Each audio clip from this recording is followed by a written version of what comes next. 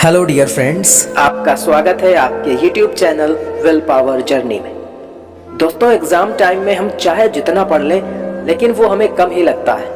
देखो, जब हमारा एग्ज़ाम स्टार्ट होता है ना, तो हम अक्सर और प्रेशर में आ जाते हैं, क्योंकि हमको एग्ज़ाम में एक्यूरेसी भी चाहिए होती है और हमारा टाइम मैनेजमेंट भी बहुत सटीक होना चाहिए। और वो डिपेंड करता है कि आपके क्वेश्चंस कैसे हैं, टिपिकल हैं या इजी हैं, जैसे भी हो। देखिए, आप किसी भी क्वेश्चन को ईगो पर ना लें, क्योंकि अगर आप किसी क्वेश्चन को ईगो पर लेते हैं तो आप नर्वस हो जाएंगे और आपका पेपर और ख़राब हो जाएगा। जब कोई क्वेश्चन आपको नहीं आ रहा है तो आप ये समझिए कि वो किसी को नहीं आ रहा है। जब आप ये सोचेंगे तो आपके अंदर एक कॉन्फिडेंस बना रहेगा और आप ज़्यादा नर्वस नहीं होंगे।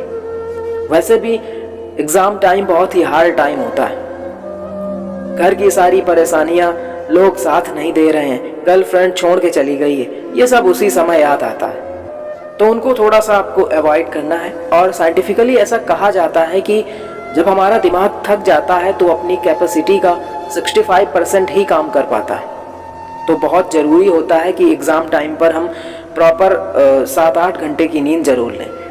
लेकिन हम आप क्या करते हैं कि पहले चाहे कम मेहनत करते रहे हों, जैसे एग्ज़ाम के दिन आते हैं तो हमारा पैटर्न बदल जाता है, उससे हमारा स्लीपिंग पैटर्न भी डिस्टर्ब होता है। तो हम क्या करते हैं कि एग्ज़ाम टाइम पे दिन रात एक करने की कोशिश में लगे रहते हैं। यार, ये गलत तरीका है। फिर आपका माइंड प्रॉपर चीज़ों को सही समय पर प्रेजेंट नहीं कर पाएगा और आप आती हुई चीज़ें भी एग्ज़ाम टाइम में भूलने लगेंगे। कहीं आप कुछ ना कुछ कन्फ्यूजन, मतलब आपका माइंड जो है वो बिल्कुल स्टेबल नहीं होगा। MS धोनी सर ने एक बात कही थी कि अगर आपने पूरे साल मेहनत की है तो एक दिन से कुछ नहीं होगा। मीन्स, अगर आपने पूरे साल मेहनत से पढ़ाई की है मगर एक दिन आप नहीं पढ़ पाते हैं तो कुछ नहीं होगा। और अगर आपने पूरे साल मेहनत नहीं की है तो भी एक दिन पढ़ लेने से कुछ नहीं होगा। और अगली बात ये कि पेपर खत्म होने के बाद जो घर आकर या वहीं सेंटर पर जो पेपर मैच करने का खेल शुरू होता है ना, आपके आगे आने वाले एग्जाम्स का कंट्रोल उसी में होता है।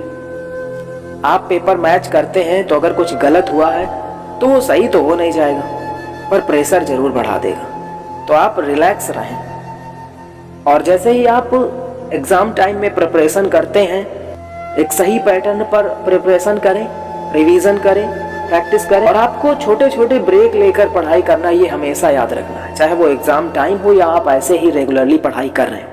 और जो ब्रेक का समय होता है ना, कि 40 मिनट पढ़ने के बाद जो ब्रेक लेते हैं, तो मोस्टली हमने देखा है कि ब्रेक लेने में हम तुरंत फ़ोन उठा लेते हैं। ये सबसे गलत आदत है, क्योंकि उस समय एग्ज़ाम टाइम में टाइम बहुत कम होता है और हमारे पास जो मोबाइल होता है ये बहुत ही टाइम कंज्यूमिंग है। हम फ़ोन उठा लेते हैं तो ये हमारे माइंड को ब्रेक नहीं दे पाता, ना माइंड हमारा रिलैक्स फील कर पाता। और इसकी जो UV रेज होती हैं और जो भी डिस्ट्रैक्शन होता है वो अलग से, और ये टाइम जो कंज्यूम करता है तो पता नहीं चल पाता कि कब 1 घंटे हो गए रील्स या शॉर्ट्स देखने में या कोई YouTube वीडियो देख रहे हैं। तो इस तरह से मोबाइल को ब्रेक का साधन ना बनाएं और थोड़ा सा टहल सकते हैं आप, पानी पी सकते हैं, कुछ भी कोई भी एक्टिविटी कर सकते हैं, किसी से बात कर सकते हैं, ये कर सकते हैं। बस उसके बाद तुरंत अपने पैटर्न पर दोबारा आ जाइए। और जब भी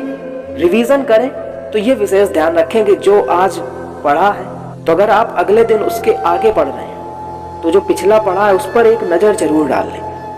तो फाइनली आपके जो नोट्स होंगे, तो उसमें मान लिया हमने अगर 10 टॉपिक हैं तो 10वां टॉपिक पढ़ते पढ़ते आपका जो पहला टॉपिक होगा वो कम से कम 9 बार रिवाइज हो चुका होगा, दूसरा टॉपिक 8 बार रिवाइज हो चुका होगा। तो आप बिल्कुल भी प्रेशर ना लें, बिल्कुल रिलैक्स रहें। जो हुआ सो हुआ और जो होगा वो अच्छा ही होगा। All the best for your exams.